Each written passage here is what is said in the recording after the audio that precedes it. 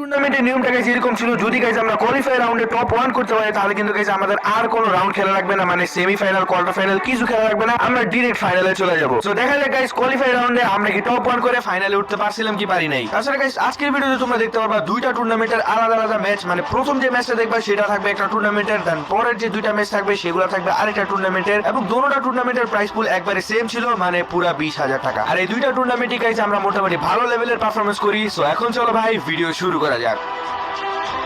20,000 টাকার প্রথম টুর্নামেন্টের প্রথম ম্যাচ, যেখানে গেছে আমরা পিকে তে ল্যান্ড করে চলে আসি মিলে, কারণ পিকে আমাদের সাথে কোনো ক্ল্যাশ হয় নাই, যার কারণে আমরা তাড়াতাড়ি করে ভাই মিলে যে প্লেয়ার গুলো ছিল সেগুলো মারতে চলে আসি। এন্ড এখানে এসে আমরা একটা ড্রোন ছাড়ার পর দেখলাম যে গাইস আমাদের ড্রোনে এখানে প্লেয়ার দেখাইতেছে, আর ওরা গাইস আমাদের ড্রোন গুলো ফুটাই দিতেছিল, তবে ততক্ষণে তাদের পজিশন আমরা দেখে ফেলছি। এন্ড ওরা ভাই এমন জায়গায় এসে দাঁড়াইছে, মানে এই পুরো গ্যারেজের পিছনে এসে দাঁড়াইছে, মানে আমরা বুঝা যায় যে ভাই ওরা ভাগার চিন্তা ভাবনা করতেছে, কিন্তু ভাগতে তো এত সহজে দিব না। সো আমি দেখলাম যে গাইস আগে লং এ কেউ গেছে কিনা, কারণ এই পাশের প্লেয়ার যদি ভাগে তাহলে ওই পাশে স্নাইপার দাঁড় করে রাখে, বাট এখানে কেউ ওই পাশে যায় না। আর মুখের সামনে একটা ধারা ছিল যেটা আমি ওয়ান ট্যাপ মারতে চাইছিলাম, বাট এসকেজি আমার এত সহজে ওয়ান ট্যাপ লাগে না। যাই হোক গাইস এখানে আমি বর্তমানে সাপোর্টার রোলে খেলতেছি, আর মাহফুজ খেলতেছিল ভাই নেডার রোলে, বাট দেখতে পাচ্ছ মাহফুজ কিন্তু সবার আগে রাজ দিয়ে মরে গেছে। এখানে দেখো ভাই আমি সামনের দিকে কাভার দিতে গেছিলাম, বাট আমার পিছনে একটা প্লেয়ার ছিল যেটারে কিনা ভাই ডাকু একটা ওয়ান ট্যাপ দিয়ে ডাউন করে দেয়। এই ডাউনটা ভাই শেয়ার একটা ডাউন ছিল। এখন আমরাও তিনজন আছি, এনিমিরাও তিনজন আছে, ভাই যে কোনো মূল্যে ফাইটটা বাইর করা লাগবে। দেখো একটা প্লেয়ার রাজ দিছে, এটারে ভাই ফার্স্ট আরজিএস 50 মাইরা ড্যামেজ দিলাম, দেন ওয়ান শট দিয়ে কিছু ড্যামেজ দিলাম, এনিমি গ্লোয়াল মেরে দিছিল, দেন আরজিএস 50 টা ভাই আমার হাতে থেকে সরলো না। এই জায়গায় গেছে আমি ওরা আরো একটা শট দিয়ে কিন্তু আমি মরে নাই। লাস্টে গাইস আমার হাতে না মারা খায়া গাইস এনিমিটা নিচে লাফ দিয়ে দেয়, এন্ড ডাকুর হাতে গিয়ে মারাটা খায়া যায়। এই জায়গায় যতগুলা প্লেয়ার ছিল সবগুলা প্লেয়ারে ডাকুই মেরে দেয়। লাস্ট একটা প্লেয়ার ছিল যেটা কিনা বেনিং এর দিকে ছিল,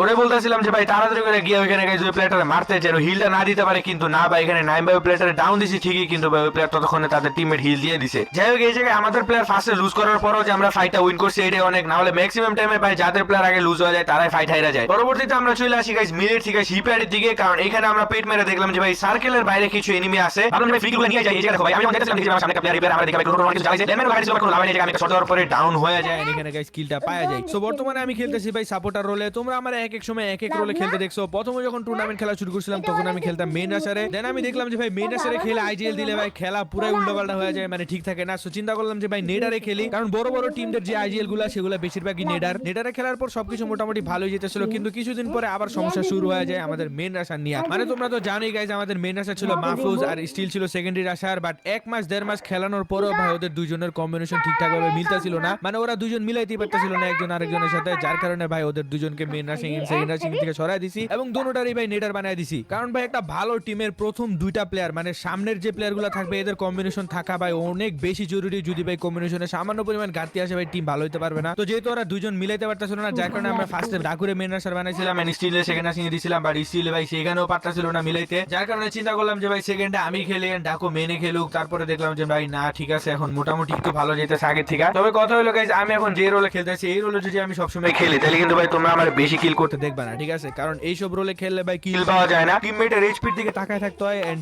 টিমমেটের ড্যামেজ সাহায্য করে দিতে হয়। যে কোনো ফাইটে গেলে সবার লাস্টে আমার নক খাইতে হবে এন্ড যে কোনো মূল্যে ভাই আমার টিমমেটদের আমার বাঁচা রাখতে হবে, মানে কেউ ডাউন হলে তার আমার রিভাইভ দিতে হবে। এই ধরনের যত কাজ